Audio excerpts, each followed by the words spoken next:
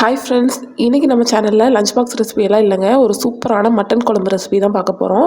So நாளைக்கு பார்த்தீங்கன்னா Sunday, எல்லோரும் வந்து கண்டிப்பாக செஞ்சு பாருங்கள். இது வந்து இந்த மட்டன் குழம்பு பார்த்தீங்கன்னா நம்ம குக்கர்லேயே வைக்க போகிறோம். ரொம்ப சிம்பிளுங்க, வீட்டில் இருக்க இன்க்ரீடியன்ட்ஸ் வச்சு தான். மசாலாலாம் எதுவும் அரைக்காமல் எப்படி செய்கிறதுன்னு சொல்லி பார்க்கலாம். அடுப்பில் ஒரு குக்கர் வச்சுருக்கேங்க. இப்போ இதில் ஒரு 3 டேபிள் ஸ்பூன் அளவுக்கு பார்த்தீங்கன்னா எண்ணெய் சேர்த்துக்கலாம். ஒரு சின்ன துண்டு அளவுக்கு பட்டை சேர்த்துக்கலாங்க. ஒரு துண்டு கிராம்பு சேர்த்துக்கலாம். கொஞ்சமாக கல்பாசி சேர்த்துக்கலாம். ஒரு சின்ன துண்டு பிரியாணி இலை சேர்த்துக்கலாம். இதுக்கப்புறம் பார்த்தீங்கன்னா இதில் 3 வெங்காயம் வந்து இந்த மாதிரி நீல வாக்கில் கட் பண்ணி சேர்த்துக்கலாம்.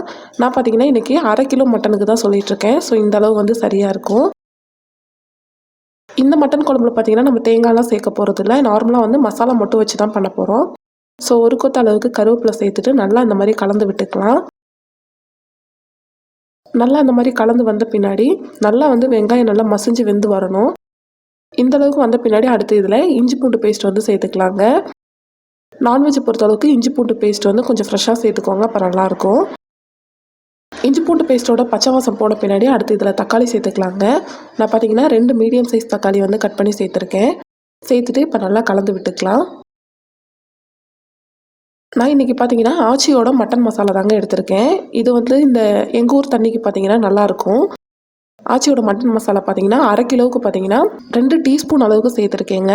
அதுக்கப்புறம் வீட்லேயே வந்து அரைச்ச குழம்பு மிளகாய் தூள் இருக்கும்ல, அது வந்து பார்த்திங்கன்னா 1 ஸ்பூன் சேர்த்துருக்கேன்.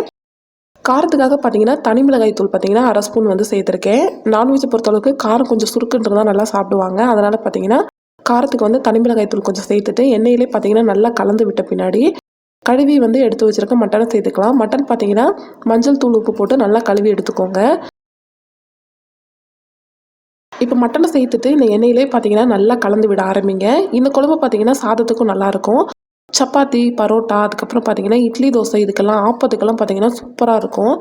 தேங்காய் சேர்த்தா வந்து இன்னும் கொஞ்சம் ரிச்சாக இருக்கும். ஆனால் நம்ம இதிலே பண்ணும்போது மசாலா அந்த மட்டனோட டேஸ்ட் பார்த்தீங்கன்னா நமக்கு அப்படியே ஃபுல்லாக கிடைக்கிற மாதிரி இருக்கும். கொஞ்சம் டிஃப்ரெண்ட் டேஸ்ட்டில் சூப்பராக இருக்கும். ட்ரை பண்ணி பாருங்கள். நல்லா இந்த மாதிரி கலந்து விட்ட பின்னாடி தேவையான அளவு உப்பு சேர்த்து இந்த மாதிரி வந்து நல்லா கலந்து விட ஆரம்பிச்சிக்கலாம்.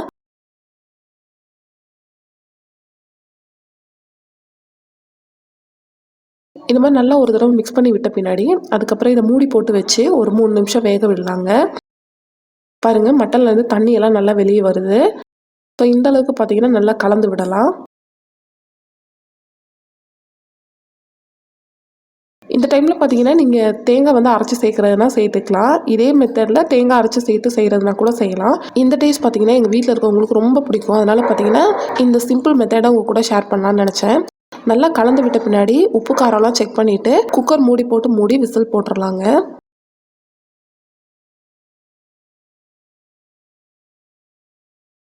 இப்போ பாருங்கள், 6 விசில் வந்து வச்சு எடுத்தேன். 6 விசிலுக்கு இந்த குக்கரில் இந்த நாங்கள் ரெகுலராக வாங்குகிற மட்டன் வந்து பார்த்தீங்கன்னா அவங்க கொடுக்குறது வந்து 6 விசிலுக்கே வெந்துடும். ஸோ இப்போ வந்து உங்களுக்கு ஓப்பன் பண்ணி காமிச்சிட்டேன். பாருங்கள் எவ்வளோ நல்லா வந்து கிரேவி வந்து ரெடி ஆகிருக்குன்னு. இது வந்து நம்ம சப்பாத்தி, தோசை கூடலாம் ஊற்றி சாப்பிட்டோம்னா அவ்வளோ நல்லா இருக்குங்க. கடைசியாக கொத்தமல்லி தழை கொஞ்சமாக சேர்த்துக்கலாம். சேர்த்துட்டு ஒரு தடவை கலந்து விட்டுட்டு இறக்கிக்கலாம். கலந்து விட்டு காட்டுறேன் பாருங்கள். சாப்பாட்டில் ஊற்றி சாப்பிட்ற அளவுக்கு கிரேவி பார்த்தீங்கன்னா திக்காக இருக்கும். இதுக்கு மேலே உங்களுக்கு தண்ணியாக வேணும் அப்படின்னு சொல்லி நினச்சிங்கன்னா தண்ணி சேர்த்து லைட்டாக கொதிக்க விட்டுக்கலாம். இன்னும் கொஞ்சம் திக்காக வேணும்னா நீங்கள் இன்னும் கொஞ்சம் வந்து சுண்ட வச்சுக்கலாம் அடுப்புலேயே வச்சு. எங்களுக்கு வந்து இந்த கன்சிஸ்டன்சி கரெக்டாக இருக்கும்னு சொல்லிட்டு நான் எடுத்து வச்சுட்டேன். ஸோ இந்த வீடியோ உங்கள் எல்லாத்துக்கும் கண்டிப்பாக பிடிச்சிருக்கும்னு நினைக்கிறேன். நீங்களும் இந்த ரெசிபி உங்கள் வீட்டில் ட்ரை பண்ணி பாருங்கள். வீடியோ பிடிச்சிருந்தா லைக், ஷேர், கமெண்ட் பண்ணுங்கள். இதே மாதிரி இன்னொரு வீடியோவில் பார்க்கலாம். Bye friends.